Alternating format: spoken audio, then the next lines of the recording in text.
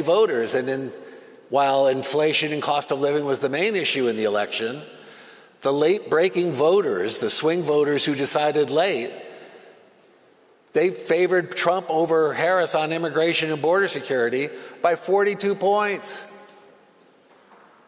So we end up with an authoritarian using an immigration crackdown as the edge of the spear in his authoritarian project, rather than having a sensible policy that comports with where most Americans are.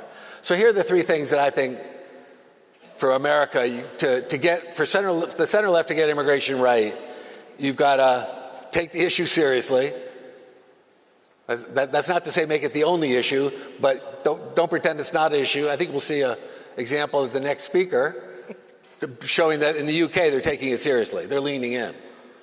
Right? Number two, you've got to solve the problem. All the messaging in the world doesn't work if you don't have a serious solution. And again, credit to the folks who brought solutions to bear in year 4 of the Biden administration, but it was too late to make an electoral difference. The majority of Americans want a balanced policy. This is what the contours of the debate are often a mobilized right slinging simplistic slogans to mobilize fear and hate, and dare I say, a shouty left advocating for maximalist demands that make the debate seem in the public mind as it's all or nothing. If it's a debate between all or nothing, nothing is going to win. Every time. If it's a debate between nothing, fear and hate, simplistic solutions, scapegoating and xenophobia, and a balanced approach that says we're going to be a nation of immigrants and a nation of laws, we're going to make illegal immigration work and work to sharply reduce illegal immigration, that's where the majority of people are.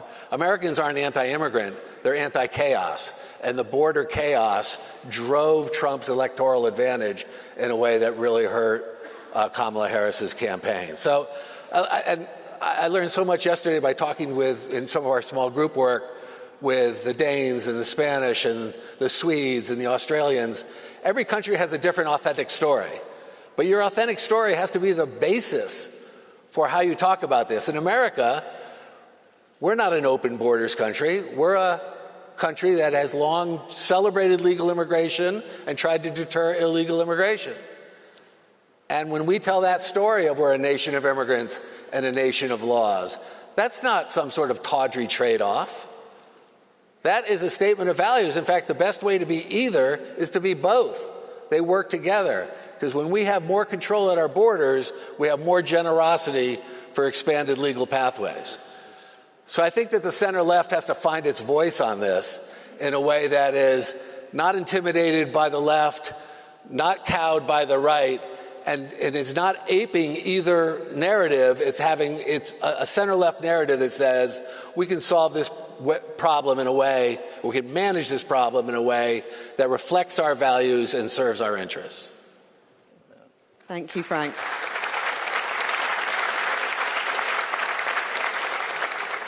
We've just got a couple of minutes left. I'm just going to very quickly ask Diego and Lasse.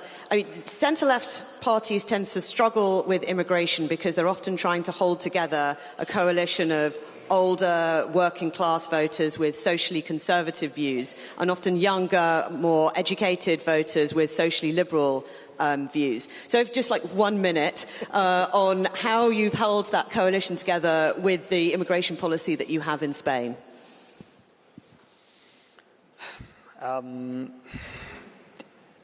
You know, I totally get your points about this is an issue, so don't try to ignore it.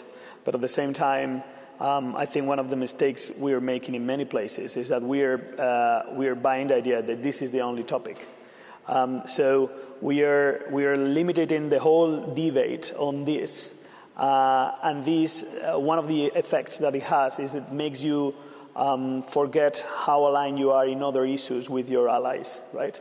So I guess one of the ideas is keeping a coalition together is not easy, but We've been the first coalition government in the history of Spain, actually. And I guess the golden rule is start making friends among the ranks of the other parties, and then never lose focus of the things that unite you, and don't focus only on the things that divide you. And then, you know, in our case, as we were talking before, we have the luck that the opposition makes things much easier many days. So. Thank you, Diego. And Lasse, very quickly. Very quickly, I don't know. We are not one of those parties or governments who feel that this is the only issue. We've tried to and been able to mostly to neutralize this subject. The vast majority of the Danish voters are behind us, and there's a big majority in Parliament who supports these policies. So when we were a one-party government from 19 to 22, relying on the left on all other issues, they accepted that fact, and so they didn't overthrow the government due to their disagreement on those policies. And now we are in a coalition government with parties who also agree with this point. So I would say immigration is not only a financial thing. A major part of a vast part of our fiscal surplus comes from migrant workers from Eastern European countries. We welcome them. They behave, they work, they respect the law of the land. There's no problem in saying that, and we also do that. But if you are classical progressive and you tend to focus too much on the fiscal things, the redistribution, the financial things. But what about minimum wage? What about social coherency? You need to attend to all those factors if you don't want to lose the majority of the voters. Thank you. So I think my conclusion is that centre-left parties do not have to be powerless in the face of this issue. We've got different political situations in different countries, and the answers will be different in all of those countries. But I think you made an excellent point right at the beginning that whatever the solution, the government needs to be authentic. They need to make clear choices that are in line with the values that they feel authentically comfortable with advocating.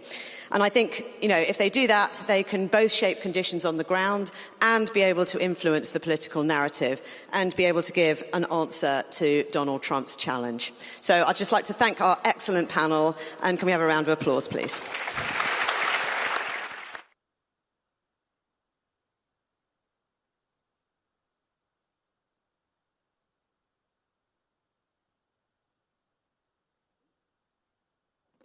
Thank you so much to our morning panellists. They've been really, really insightful. Well, we're now going to take a very quick reset, and we'll be back in a few minutes. So make the most of this time. Thank you.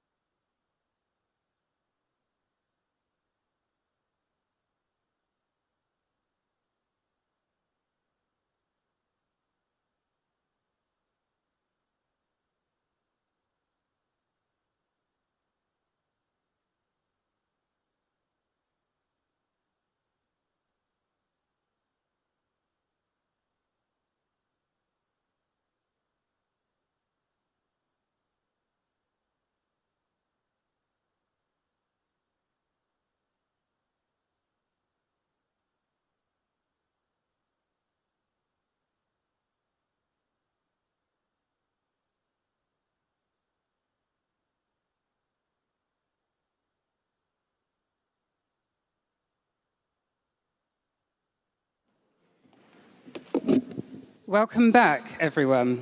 Well, our next speaker is Prime Minister of the United Kingdom, Sir Keir Starmer. He needs no introduction here, but he comes to this summit at a real test for his leadership. 1 year into office, under pressure from Reform UK, and on the leave of Labour conference.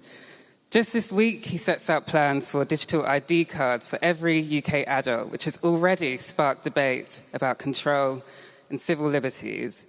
So the question is, in the next week and the months ahead, how will the Prime Minister prove that progress means delivery and not just office? Prime Minister Starmer, welcome to the stage.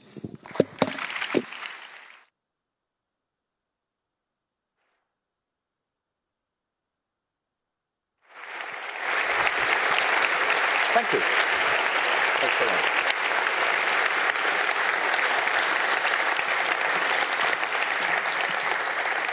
Good morning, and really good to see you. And Alita, thank you very much for that introduction. Thank you to all of you here for joining us today. And can I take this early opportunity to thank all of those that work behind the scenes to bring this event together and allow us this opportunity to discuss. So thank you very much to them.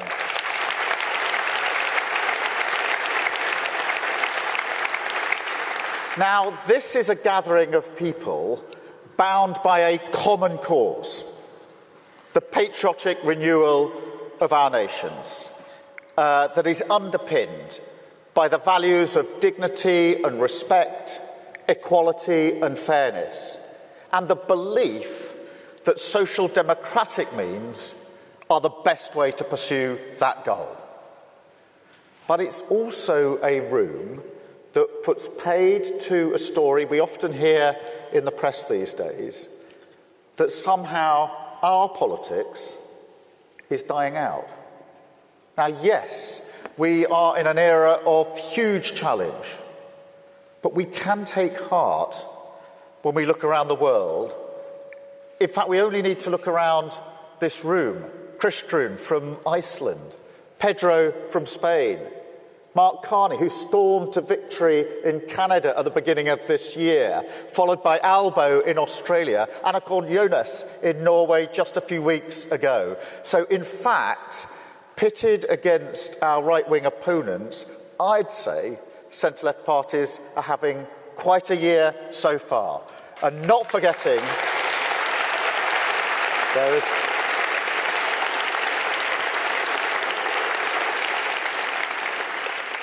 Good morning, Pedro. We're just hailing you being here. But not forgetting, of course, the Labour Party's victory in July of last year, getting a landslide victory here in the United Kingdom. So I'm sorry, I don't accept that argument that somehow our politics is dying out.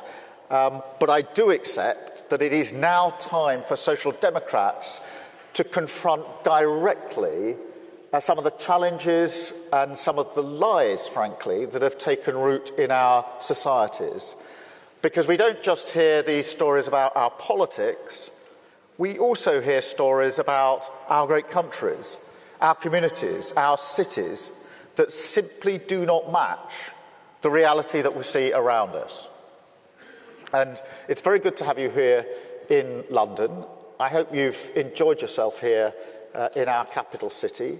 Maybe gone out for breakfast this morning, popped into the pub for a pint last night, maybe enjoyed the last rays of sunshine in our beautiful parks. And if you have done any of those things or other brilliant things in London, you may have noticed that this city isn't the wasteland of anarchy that some would have you believe.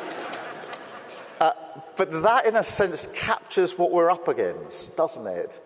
And there are versions in all of your countries where places, institutions, communities are portrayed in a way that is a million miles from reality. A sort of industrialised infrastructure of grievance, an entire world, not just a world view, created through our devices that is miserable, joyless, and demonstrably untrue. And yet, in another way, and this is the challenge, also totally cohesive. because it preys on real problems in the real world, identifies clear enemies. That's us, by the way. And at its heart, its most poisonous belief, and this was on full display here in London just under 2 weeks ago, that there's a coming struggle, a defining struggle, a violent struggle for the nation, for all of our nations. And you don't have to be a great historian to know where that kind of poison ends up. And you can just feel it in a language that is naked in its attempt to intimidate. Because it's not careless or accidental. It's part of a strategy.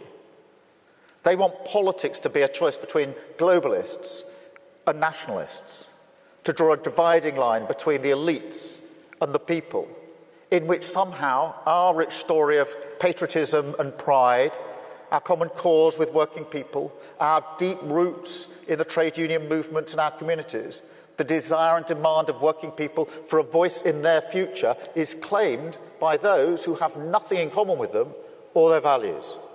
Only a cynical intent to exploit their fears to benefit themselves. That is what we're up against. So we must show our politics, resolutely opposed to a status quo that doesn't deliver for working people. The worst thing we can do is to defend the status quo. It hasn't worked for working people. We must be determined to deliver change in their interests. Patriotic renewal, rooted in our own national stories, restoring pride where people live and work. We fight for our values, decency, tolerance, respect, and most importantly, we focus on the countries we can become through renewal. National renewal. Now, that's not a new argument for social democrats, but it is the beating heart of our politics, the nation state, harnessing the potential of the whole country, providing security and opportunity for working people, together squaring up to the challenges of a world that is frankly more dangerous, less secure than many of us have known in our lifetimes. We have to respond to that, not by turning inward, but with even deeper solidarity, alliances and partnerships built upon common values, the rules-based order that has kept the peace in our world since the last century.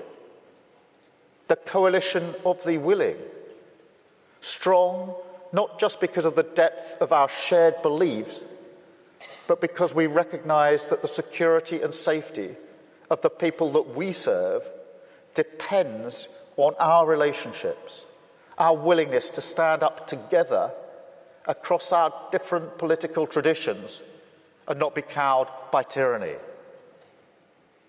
But to protect strength abroad, you do need security at home, economic stability, an approach to economic growth that can create wealth more fairly in the first place. Proud working-class towns and cities, so often disenchanted with mainstream politics because the economy does not work for them, and because that's been true for a very long time. And they're losing trust in our ability to deliver the change that they want to see. They don't want handouts or help. They want to stand on their own feet. I'll give you an example from the United Kingdom. Yesterday, we announced £5 billion to be spent by local people, however they see fit, in their communities, restoring a pub, reviving a community hall, reopening a youth club. But the important thing is not coming cap in hand to Whitehall to get the green light on a project, but actually allowing control to be with the communities where the funding is going, so they can choose what it's spent on, because those with skin in the game know what's best for their communities. It's about restoring control and agency, having the respect for working people to choose what's right for them. And that is how they stand proudly as partners in a social democratic nation. So our approach to the economy, investment, yes, of course, in everything from defence to energy, creating good, well-paid jobs. Industrial policy, yes, of course, our proud heritage of making things, relighting the fires and the factories across the country. In public services, absolutely, for all of us, from healthcare to transport, and financial prudence, which is non-negotiable. But it does also mean stripping out regulation so we can build more and build more quickly. And the private sector can create wealth in every community. Now, some people call this approach abundance. I have a different phrase for it, social democracy. But the way I see it, this is the defining political choice of our times. A politics of predatory grievance, preying on the problems of working people and using that infrastructure of division against the politics of patriotic renewal, rooted in communities, building a better country, brick by brick from the bottom up, including everyone in the national story. Difference under the same flag. Because wherever you are in the world, we all have our different national symbols. And what I'll say is this: we must fight for them. Stand up to those who tell us that there's a tension between our symbols of pride and symbols of inclusion, our multi-ethnic modern nation and our history and heritage. There is not. They are one and the same thing. That's the social democratic argument. It is a powerful one, and we must never surrender it. But of course, you need more than symbols for nation building. You also need renewal. And it's important to be really clear on this. Renewal is not just fixing problems in some managerial sense. That is important, of course it is. People are very disappointed with the pace of change in government. It's so much slower than almost every other facet of their lives. So we do have to speed up. Poor delivery is a threat to mainstream politics. But renewal is a deeper argument. It means demonstrating to working people that, as well as the economy, the state is being run in their interests. And that does mean we've got to look ourselves in the mirror and recognise where we've allowed our parties to shy away from people's concerns and let the politics of purity patronise people. Now, you will all have issues in your own countries, but in Britain, it's illegal migration. And I suspect that may be the same in a number of other countries. For too many years, it's been too easy for people to come here, slip into the shadow economy, and remain here illegally. Because, frankly, we've been squeamish about saying things that are clearly true. It's not just that it's not compassionate left-wing politics to rely on labour that exploits foreign workers and undercuts fair wages, but the simple fact that every nation needs to have control over its borders. We do need to know who is in our country. Our immigration system does need to be fair if we want to maintain that binding contract that our politics is built on. Otherwise, it undermines trust, undermines people's faith that we're on their side, and their belief that the state can and will work for them. And that is why today I am announcing this government will make a new free-of-charge digital ID mandatory for the right to work by the end of this Parliament. Let me spell that out. You will not be able to work in the United Kingdom if you do not have digital ID. It's as simple as that. Because decent, pragmatic, fair-minded people, they want us to tackle the issues that they see around them. And of course, the truth is, we won't solve our problems if we don't also take on the root causes, looking upstream to tackle poverty, conflict, climate change, issues that aren't just intolerable for those of us who care about inequality and injustice wherever it's found in the world, but which have clear consequences for our own citizens. Take Russia's aggression in Ukraine. We all have a responsibility for the future of our continent, to stand tall where oppression and violence rears its head. But it is also about energy security, because Putin and other tyrants have used their control over energy supplies as a threat. They've pushed up energy bills, threatened to keep doing so unless they get their way. And that's why we're investing in our own energy, sovereign control over our own future, whether that's nuclear, wind, solar power. Now, this will create good jobs, but it will also take the boot of tyrants like Putin off our throat.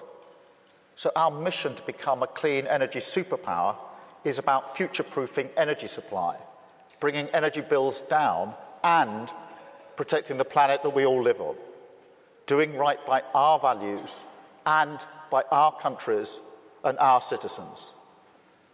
Because in this era, we must be the nation builders. We must be the patriots in our countries.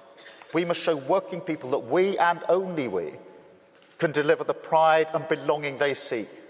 Their communities strong, cohesive, changed for the better, taking control of our future, tackling the big challenges, whether that's climate change or illegal migration, not shying away from them. That is how we win. That is how we rebuild. That's how renewal defeats grievance. Thank you very much for listening. Thank you very much for being here. I really appreciate it. Thank you very much.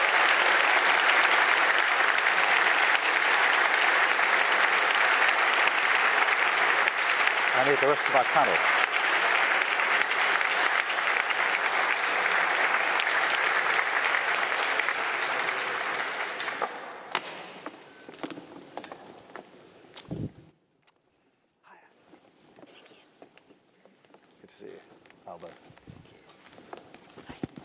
Right. Thank you so much. My name is Neera Tandon, and I'm the president of the Center for American Progress Action Fund, and we are so excited to co-host this day and really thrilled to be here with such incredible leaders from around the world. I want to thank Prime Minister Starmer for his words of inspiration and strength of resolve, and for being with us at the Global Progress Action Conference. And of course, it's my great honor to welcome Prime Ministers Mark Carney of Canada, Anthony Albanese of Australia, and Kristian Frostadottir of Finland. Iceland. I'm so sorry. Oh my God, it's so embarrassing. I'm thrilled to join you all for this conversation. We're living, and this is a really crucial moment because we are living in a new political moment. And as we all face rising authoritarianism and essentially significant disruption under the guise of change, we have leaders here who are addressing the challenges of their countries, people who are addressing the economic insecurities, addressing basic needs, meeting the moment without inducing fear, but inducing hope. And so as we face these challenges, we're thrilled to have these leaders here. And I'll just get right into the questions. Your respective electoral and policy victories. We have leaders here assembled who've all won election in the last year and a half. These have been points of inspiration for the progressive movement, for center-left parties, and for really democracy defenders around the world. And I'd love for you to share with us how your messages, how that resonated, and how you are meeting the needs of your constituencies, people who are deeply concerned with cost of living and other issues. Mark Carney, please take it away. Mr. Prime Minister. I see. That was introduction, discuss. Okay, so I will go. Thank you, Neera. Thank you. This is fantastic to be at this gathering.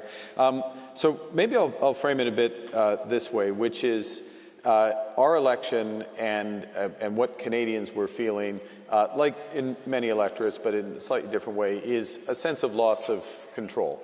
That's what happens when inflation is too high. And, that's what happens when there is a sense that migration isn't being adequately managed. It's also what happened, and the most sharp version of this was, of course, the tariff relationship with the United States, when all of a sudden our largest trading partner was fundamentally changing the relationship. So our election and our policy was first and foremost, it was fight the tariffs, have a reaction. We had one of the strongest reactions.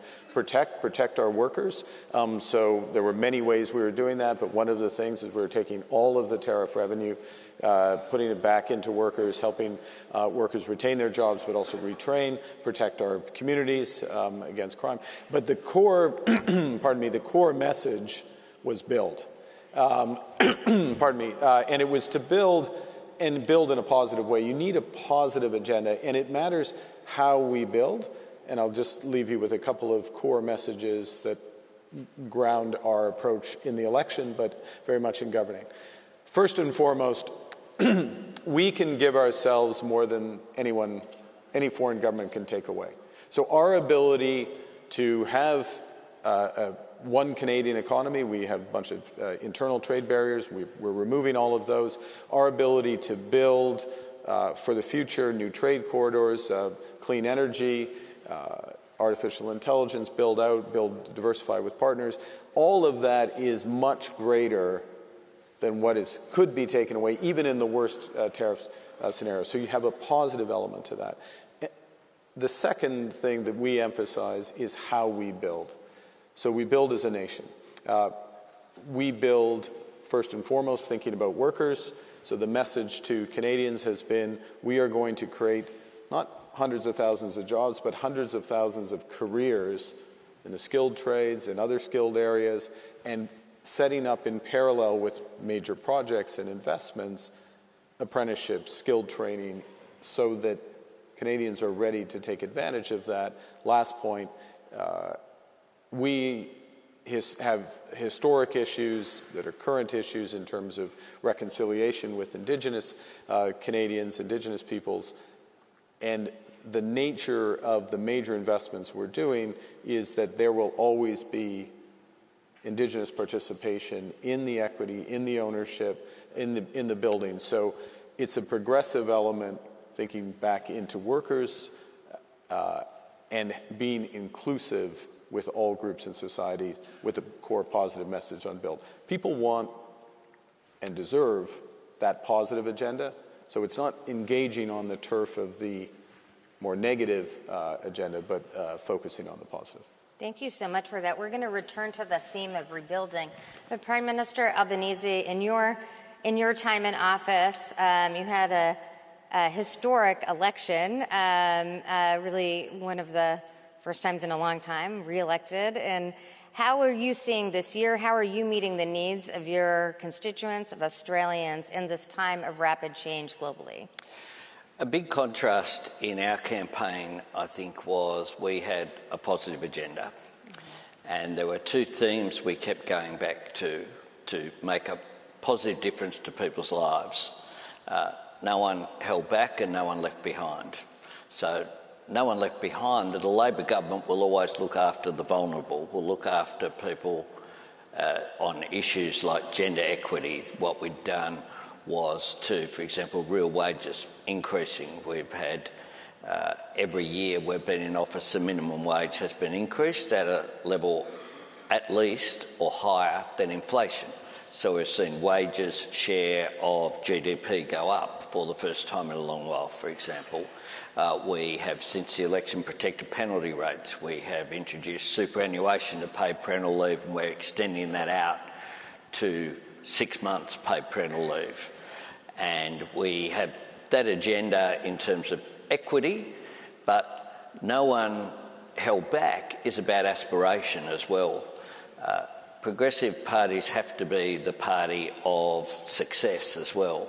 So engagement with business, engagement with job creation, new industries. How do we seize the opportunities from the clean energy transformation to create new industries, new jobs, as well as enhance blue-collar jobs which are there as well. So we have an agenda, a Future Made in Australia agenda, which is about value-adding, not just digging things up, resources, which has been a traditional strength, and exporting them, but how do we value-add in Australia, create those blue-collar jobs, so it's connected up as well with skills and training and high-value jobs to give people that opportunity.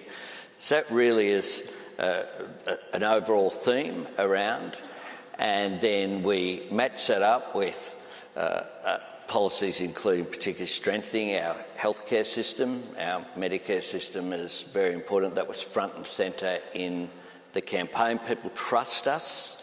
They know that we are a party that believe in healthcare through just having your Medicare card, a universal health system. And our opponents really went back into grievance and we were able to point towards as well economic management. We produced 2 budget surpluses in our first term, the first time that had happened for a couple of decades. So we also emphasised the progressive patriotism idea as well, that we could go the Australian way. We didn't need to look to others for a pattern. We wanted to stand up for our own national interests, and that meant engagement in our region as well. Thank you so much. We will also return to the discussion of progressive patriotism, but I wanted to ask you, Madam Prime Minister, in your time in office, how are you seeing meeting this moment for the people of Iceland?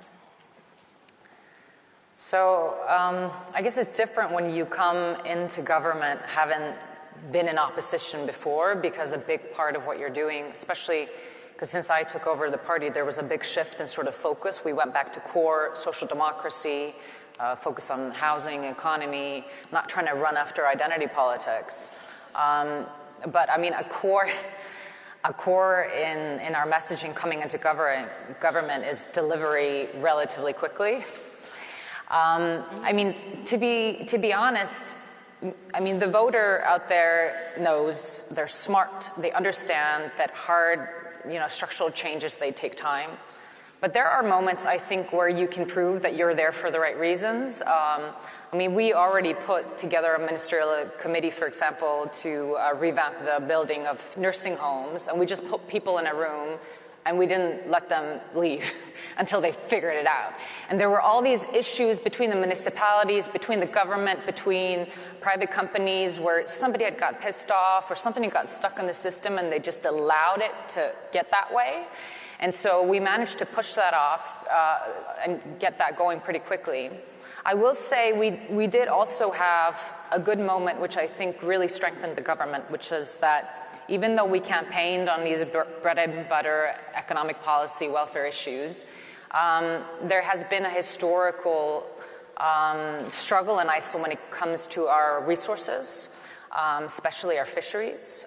We have a very profitable fisheries system, but the quota holders, they've retained much of the resource rents, and a large proportion of our citizens find this an unfair situation to be in. And so one of the first things we did was raise the resource rents, and we pushed for a new bill in Parliament, and we ended up getting filibustered by the opposition, not for days, but for weeks. And we stuck with it. And it led us to leave behind certain other things that we couldn't follow through on, but we stuck with it, and we ended up actually breaking up the filibuster with what some have called a nuclear button that we have in Parliament, but I would say is a democracy button, because the opposition is supposed to have an opinion, not to govern the country. And I think people thought we wouldn't do it. And it set an example that we were able to fulfill something in our first 6 months. So if you can deliver on a few things and people see that you have your heart in the right place and you're willing to go against that type of opposition, I think it gave a lot of people hope. Prime Minister Starmer, thank you again for your remarks. And really, many countries around the world are facing a situation where there's a real rise of right-wing populism, and in some of the centrist parties, even centrist-right parties, are kind of falling away.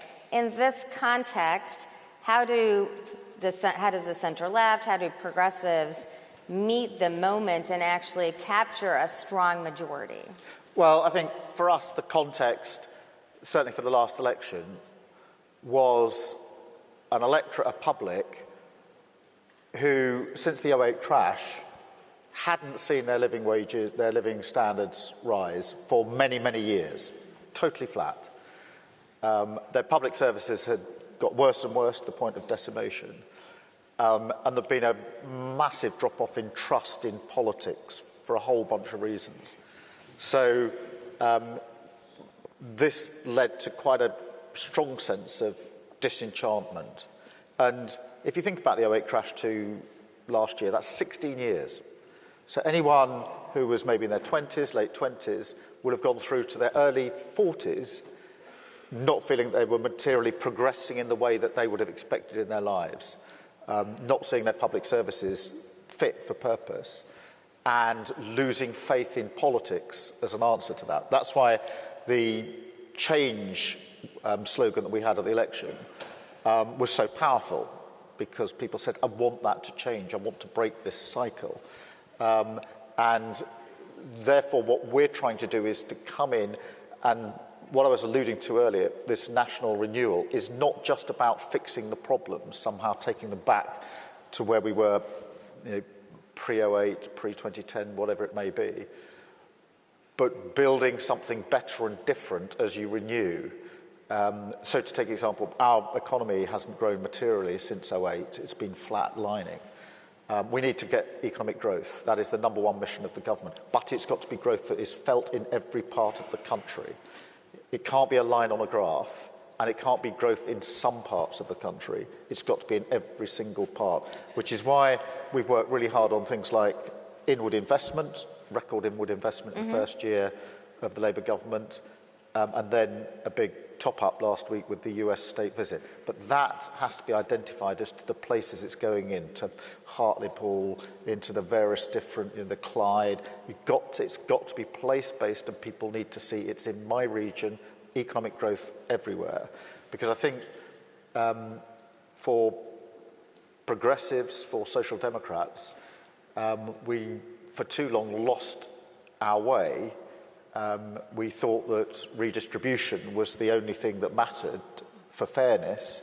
You create wealth and then you redistribute, and that's a one-word answer for too many of our communities. It isn't. They want the pride to stand on their own 2 feet. They want the wealth to be in their community. The stuff we did yesterday in Pride in Place is really important, because what we said there was, here's a pot of money for your place, because frankly, you've been overlooked for too long, and you will decide what that money is spent on. So you're not coming cap in hand to Whitehall for somebody in Whitehall to tell you. It's your decision. Same with our public services. We've got to rebuild our National Health Service, would be the touchstone for us. But we can't simply take it back to where it was. It's got to be an NHS fit for the future. It's got to change as we go forward. So there's this question of how you deliver and what renewal means in substance. And then the other part, which is really important, is that certainly in the UK now we're at a crossroads.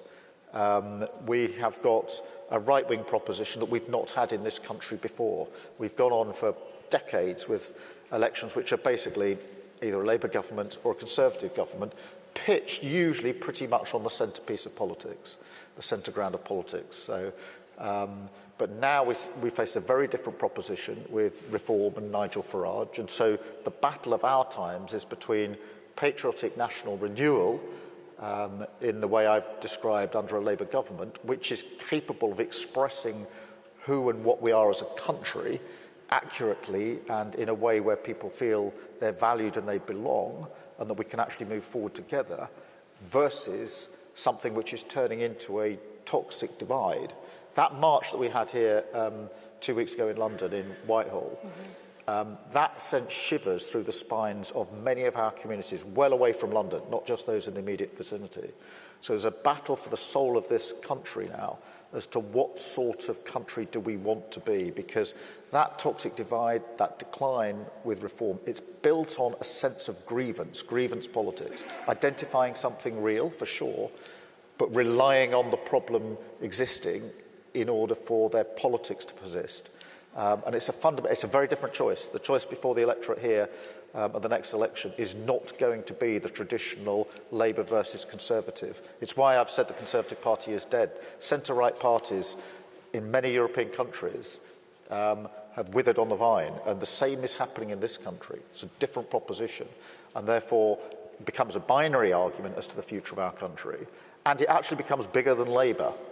It's about all of those that genuinely believe in the patriotism that I think is the heart of what we are as a country. So for us, it's about battling with repairing the damage that was done under the last government, which was huge, but rebuilding in a way which embraces and takes on the battle for the soul of the country, because we're going to face a very different election next time to any of the elections we fought in the United Kingdom for a very, very long time. And we need to be, that's why I think, certainly why I want this to be out as an open fight now between Labour and Reform. And I'll be majoring on this on my conference speech next week. Thank you so much for that. Just to build on that, on those comments, Prime Minister Albanese, you referenced this a little bit, but I think what the Prime Minister Starmer is talking about is that conservative parties or far-right parties are offering a significant level of disruption, a significant change, and then we have to be drivers of an alternative, not basically go back to the status quo, but really drive an alternative vision of change. It seems like your election, you were able to do that by really having enough trust with voters. But how do you deal with that sort of competition of ideas, and how are you doing that now? I think one of the things that you've got to say is that change happens, and get that across, not pretend that things can just stay the same. But the governments have a role in shaping change, otherwise change will shape the country without agency, if you like. And you've got to bring people with you on that journey of change. So climate change is front and centre. Our opposition at the moment are going back into a debate over whether it exists or not, basically, over whether they'll continue to support net zero by 2050. And we're saying climate change is real. This is how you have to act. Get ahead of it and bring people with you on that journey, I think, is really important. I think also that you need trust. My party and our Conservatives had both replaced sitting Prime Ministers a number of times, and that disruption annoyed people. People were like, what's the system? So one of the things that we did at the same time was to produce, I think, a stable government going forward as well, and to have the first time we've had a PM re-elected for over 2 decades. There have been 7 different results from 7 different elections. And so able to say that trust and to fulfil the commitments. So we were very disciplined about doing what we said we would do. There was one exception, which was we changed tax cuts that were built in to deliver for lower middle income earners, and we said we needed to do that. We owned it. I went to our National Press Club and said, this is what we're doing, this is why we're doing it, because of the pressures that were on cost of living. So we were relentless about bringing things back to cost of living pressures, which was a global phenomenon. Global inflation was there as well. So, we had a 6 in front when we were elected and rose to 7, and we have now got it down within the band of with a 2 in front. And we did that without sacrificing people, and we did that as a distinction. So employment's strong, over 1 million jobs created in our system, unemployment's 4.2. and real wages increasing. So we said, we'll get inflation down, but in a way that doesn't leave people behind. And since the election in May, we've been really ruthless as well about delivering on the things that we took to the election so that we could, again, fulfil that trust that people want to see. So we've cut student debt, increased paid parental leave, an increase in the minimum wage, paid prac for people studying to be nurses or teachers. We've done energy bill relief, a whole range of changes that we said we would do, we took to the election, and we've implemented, most of them, those cost of living measures in the first period, because that's what people want. If you can't relate it back to making a difference to people's lives, then some of the culture war issues and those things can come to the fore. Our opponents are going down those rabbit holes, and I think they're a cul-de-sac. They don't actually lead anywhere. Whereas if you are ruthlessly concentrating on making a difference to people's lives that they can see, then you can talk about the broader issues as well, that you might want to talk about, those longer term changes of equity and broader issues about Australia's place in the world and those issues. Prime Minister Carney, you face special circumstances in Canada, given your neighbour to the south, and let me just apologize. And so how are you, just building on the Prime Minister's remarks about delivering and how delivery creates trust, how do you see that in the context of Canada? Yeah, we all have special circumstances in our own way, I suppose. So, and I'm going to pick up what Prime Minister Albanese just said. It starts with delivering directly for the situation people are in, and and also draw a bit on what Keir was saying, which is, the reality of what you inherited, going 15 years without real wages, without people getting ahead. Like, the last time that happened was the middle of the 19th century. Karl Marx was writing the Communist Manifesto in the British Library. I mean, there's a connection here. So you've got to deliver real wage growth first and foremost. And so, similar to in Australia, slightly different measures. First thing we did is we cut taxes for the middle class. We cut taxes for 22 million Canadians. Boom, right away. First thing we did, we cut a tax effectively for young Canadians when they're buying their first time home, cut taxes on carbon, which was also the direct carbon tax, which had become a divisive issue. It was in textbook a good policy, but a divisive issue. So very tangible things that directly affected affordability, cost of living. Those are fiscal choices, but they had to be made, and they're delivering, and Canadians are beginning to feel. First, that. Second, building in a way that is as inclusive as possible. I'm going to give another example, which is we need to double the pace of home building in Canada. Okay, there's lots of ways you can try to do that, but the core, we're starting from the deeply affordable end of the spectrum and building on out with some interventions from government, but driving through the private sector. The point on this is it's by Canadian, so it's Canadian technology, Canadian lumber, which America is keeping out for the moment, he says, hopefully, and Canadian technology factory built and other aspects of that. But it's an affordability point. It's progressive in its approach because it is lower carbon in construction, it's lower carbon in operation, it's cheaper, and it fills a housing need for half of our households that we're just simply not being addressed. So all of what I've said has actually nothing to do with U.S. tariff policy, and it goes back to something I said earlier, and we say over and over again. We have learned the lesson that we need to be, we use the expression, masters in our own home. We were over-reliant on one trading partner. we can address it by building at home and diversifying, we'll get to it, I'm sure, with like-minded trading partners around the world. That's not everybody in the world, but countries that share our values, share a commitment to open markets, and again, that can more than compensate for what's happening elsewhere. And the key thing is it gives people agency. We're in charge. We're not reliant on a decision that's taken outside our border. Madam Prime Minister, you just gave us an extremely concrete example of delivering. And I just wonder if you wanted to offer more ideas about rebuilding that sense of social trust and by delivering, and how you have a different ethos in government than your predecessors.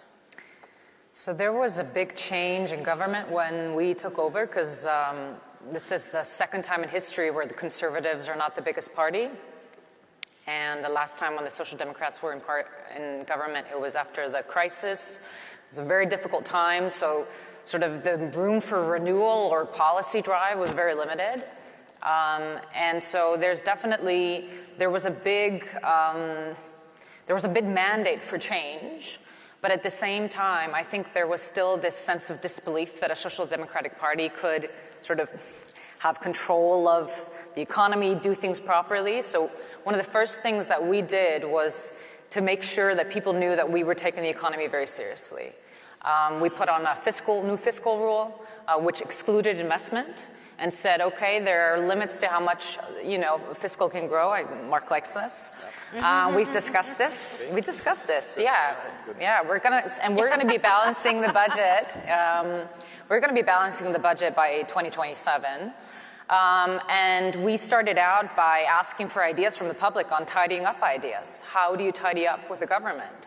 And a big part of that is, it might sound like it's for show, but at the end of the day, a big driver of distrust, I think, in politics today, and I feel this especially because I didn't grow up in politics, I'm relatively new in all of this, is that people just feel like they're not listened to, like their ideas aren't good. And most of the times, they have pretty good ideas. And so we collected all these ideas, and it was also a signal to the public that we, despite being a center-left-led government, we like the government, we like systems, we support welfare. We're not watchdogs of the system. It's not, the right tends to say the government is in our way, it needs to be broken down. We would say, okay, there are parts of it that need to be disrupted. And so we're okay by going into systems change, by talking about tidying up, doing things better, even though we might be wanting to spend more on welfare. And I think that gave us an aura of sort of cleaning up in a way. There's 3 women who are in this coalition. So like the leaders of all the parties are women.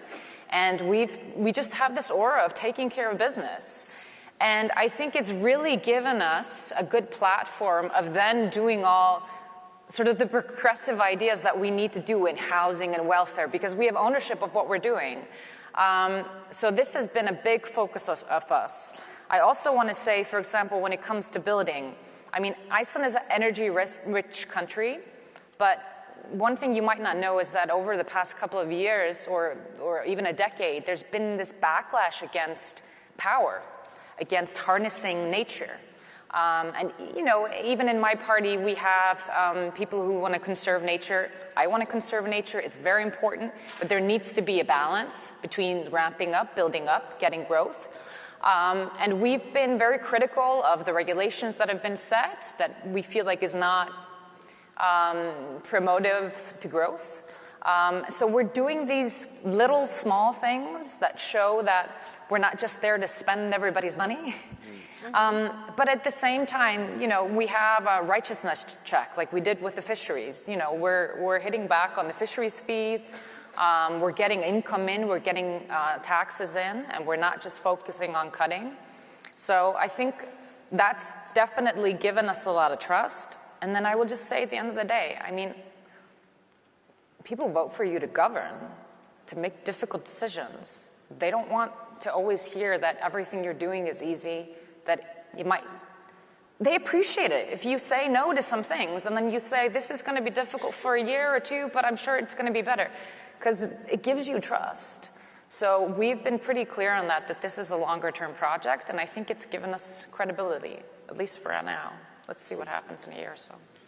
I just want to pick up on some of what Mark was saying, because on the one hand, we've got the domestic situation here in the UK, as I described, a different political divide that's opened up. But that's happening at the same time as much more instability and conflict around the world.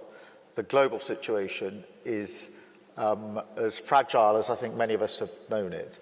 I have to say, when the Berlin Wall came down, I didn't think that I'd see Russian tanks going across European borders in my lifetime. I really didn't. I mean, yet we've seen it. That conflict is not just about the sovereignty of Ukraine. It is about the ambition of Putin and our values, our freedoms. It's already impacted hugely on energy prices, etc., here in the United Kingdom. And it has shattered the idea that the comfortable peace dividend that we have enjoyed for years is here necessarily to stay, and therefore we have to rise to this moment. And on security and defence, we're in a different era. There is no doubt about that. You can feel that all across Europe and beyond. Countries are spending more on defence. And we have set up the Coalition of the Willing. That is a group of like-minded countries focused in the first instance on how do we provide the security that will be needed if there's a ceasefire in Ukraine, but equally, and really important for me, as a vehicle to ensure that the countries in the coalition of the willing, particularly the European countries, step up on defence and security in a way we haven't. Because for years we've pretty well neglected this. We haven't been in the right place. We've assumed that the peace dividend would last for much longer. And now we've got to step up into that space. And so Coalition of the Willing, for me, is about, yes, Ukraine, but it's about a bigger argument about how we step up on defence and security in this new era. And we have to combine this with what's going on at home. So at home, you've got how do you deliver on the real things that matter to people day in, day out, whilst at the same time attending to the international issues, which are huge. And going back to Mark's point, it's not just defence and security. Trade and the economy in our world is changing. It's moving to a different place. You can have your own view on tariffs. You may think they're good, bad, or indifferent, but the fact is they're here. President Trump believes in them, uses them, and we have to understand that. It's a profound belief that he has about the way he wants his economy to be reshaped. We can commentate on that, or we can understand we're living in a different world, and therefore we have to react to that, which means being much clearer about, in my view, the role of the state in our own countries, working with our industries, our sectors, so that it's not just a sort of free-for-all, market knows best, but actually much more focused and directed, but also how do we lower trade inhibitors across like-minded countries, which is why we've pushed so hard to get our trade deal with the US, particularly on relation to tariffs on things that matter to this country. Car manufacturing will be the best example of that, but also the trade deal that we did with India, which had been tried for many years, and moving closer to the EU through the EU-UK reset, is part of re-establishing the UK on the world stage, which we had to do. It's very important, but is also recognising on defence and security and on trade and the economy, we are living in a different, much more difficult world than the world we were living in just a few years ago. And therefore, you've got the remaking of domestic politics in a world where on defence and security and trade and the economy, we are in a new era. And bringing that together is hugely important. Not easy, because there's always this tension as to what happens internationally versus what happens at home. I have to say, I don't think we've been in a time where the domestic impact of what's happening internationally has been as profound and as direct as it is at the moment. What happens in the rest of the world is having a direct impact on the United Kingdom in a way that wasn't the case, 5, 10, 15 years ago. And it's a very profound challenge that we all face, which is why it's important to have gatherings like this, where we can come, share our experience, exchange our thoughts, and ask the question, how does social democracy respond to some of this? Yeah. Prime Minister Carney, did you want to respond? Yeah, I'll just add to that very quickly. Our core policy, our core message in the election campaign, our core policy now it's called Canada Strong. Okay, we're building Canada Strong in a variety of ways. And our foreign policy, to link it to foreign policy, has traditionally been a value-based foreign policy. Okay. We're realizing that it's not just the strength of our values, but the value of our strength. Mm-hmm. And how do we build that strength? It's making choices at home in terms of defense and security, and it's marrying that strength with like-minded partners.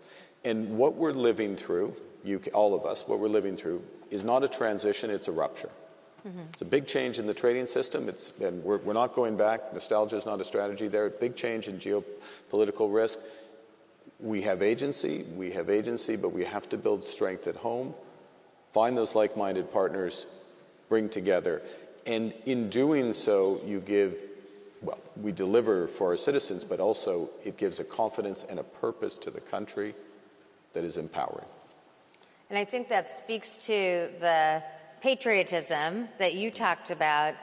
So just as we're closing, if you have a few more words, Prime Minister Albanese, about the topic you mentioned, which is progressive patriotism.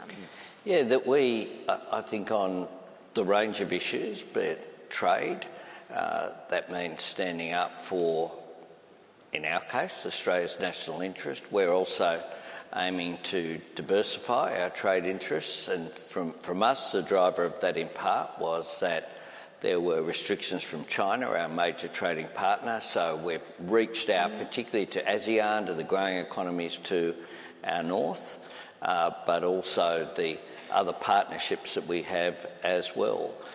Migration is a big issue.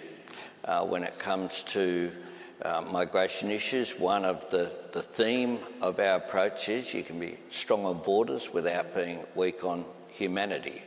So we have strong border controls through Operation Sovereign Borders. We've continued, but at the same time we've increased the number of asylum seekers who we take. We abolished temporary protection visas to give people that security to fully participate in society. People who'd been in Australia, some for more than a decade, they weren't going back anywhere, but to really emphasise that Australian values are there. I think there are attempts by some on the far right to own nationalism, and so it's a matter of not being nativist about it, but being proud of who we are and what we're achieving. And Australian society has the oldest continuous culture on earth in First Nations people, but we also are a multicultural society as well, who've welcomed people from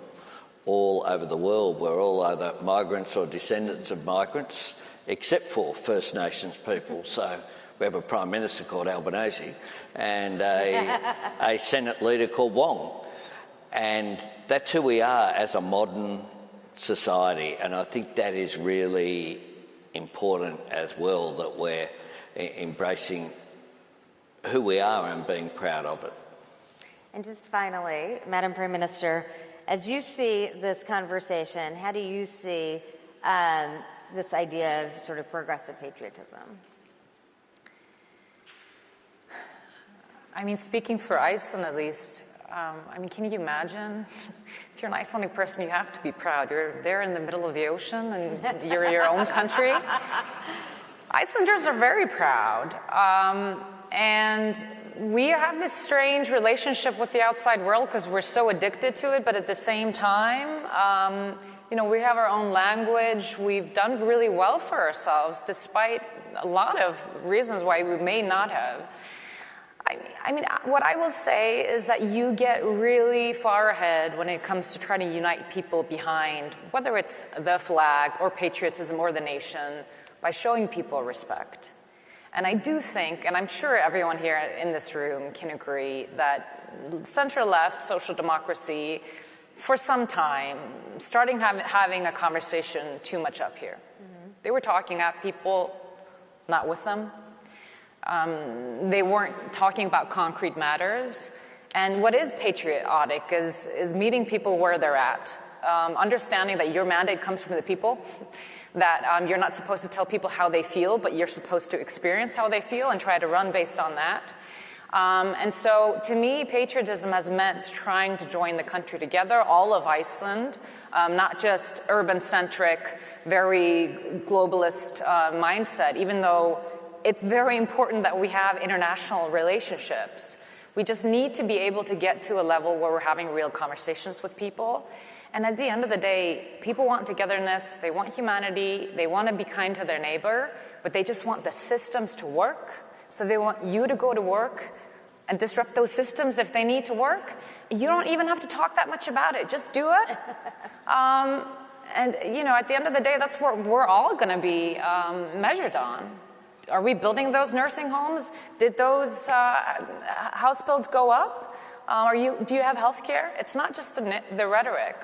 So, again, we'll see where we're at in a couple of years, but I think we can do it. Right?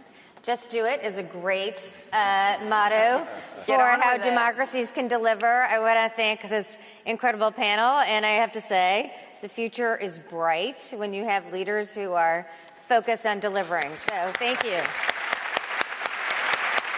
Thank you. Thank you. And I think we are going...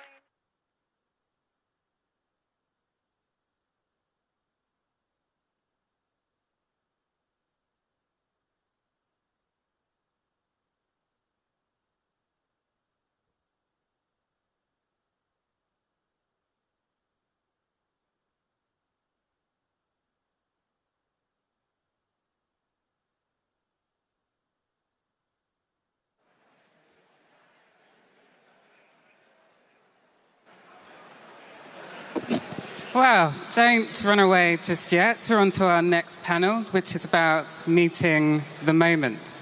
Sounds good on a summit stage, meeting the moment, but meeting it with what exactly? People do not want slogans. They want proof. And that's what this panel will explore if you do stay with us. So on the stage now, we'll have Governor J.B. Pritzker of Illinois, USA, a Democratic governor who has made state-level progressive leadership central to America's political debates.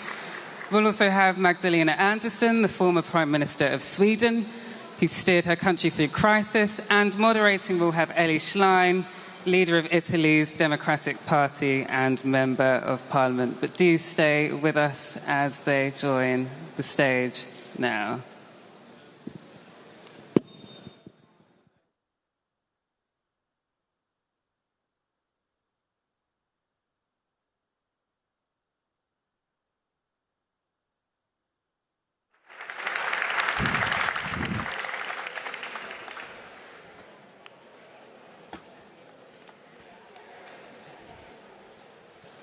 So we should have... Okay, we can start. Thanks a lot for the invitation. It's an honor and a pleasure to be here and to be with GB. I am Elly Schlein, the leader of the Partito Democratico in Italy, opposition party right now, with an extreme right government of Giorgia Meloni. And I suppose I'm Governor J.B. Pritzker, and I'm in the opposition party, but not in my state. I am the governor. So it's particularly important to be here on stage after three prime ministers that I must thank for their leadership in these days, also in New York, on Palestine, and I thank them for the strength that they have shown in that discussion. In Italy, we are worried about the international situation, GB, and I wanted to ask you to start off what is your position on how Trump is dealing with the historical friendship between the European Union and the US? I mean, we must not give up our transatlantic alliance and friendship, even now, when Trump started a commercial war towards our countries and towards the European Union that is damaging strongly our economies. So what is your position on this, on what Trump is doing with the historical partners and allies? Well, my observation is that the challenges that the Trump administration has brought to the transatlantic alliance are multifaceted. Let's start with the economic relationships and then move to the defense relationships. And we cannot afford to lose either one. Our relationship from a defense perspective has been, I think, severely impacted by the shifting sands of the United States engagement in the Ukraine-Russia war. It was my understanding and my belief that the United States should stand in solidarity with a country whose borders have been invaded, and that our advocacy should be for a democracy that is being put to the test by a rival, indeed an enemy of the United States. And it is